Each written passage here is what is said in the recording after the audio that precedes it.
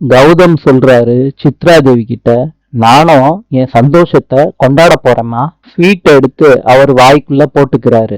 அதை பார்த்த சித்ரா தேவி சிரிக்கிறாங்க. ரெண்டு பேரும் ஹைஃபை அடிச்சுக்கிறாங்க.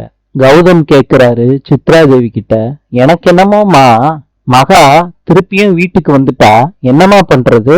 சித்ரா தேவி சொல்றாங்க, அதுக்கெல்லாம் வாய்ப்பே இல்லடா மகனே. அவ ரோஷக்காரி.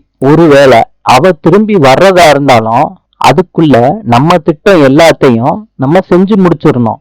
அதே நேரத்துல உன் பொண்டாட்டி ஐஸ்வர்யா, அவளையும் பேக் பண்ணி அனுப்பணும்டா அவங்க வீட்டுக்கு. அம்மா, நீ சொல்றதெல்லாம் ரைட்டு தான். ஐஸ்வர்யா மகா மாதிரி இல்ல. எதையாவது பண்றேன்னு அவகிட்ட மாட்டிக்காத. என்னால உனக்கு எந்த உதவியும் செய்ய முடியாது.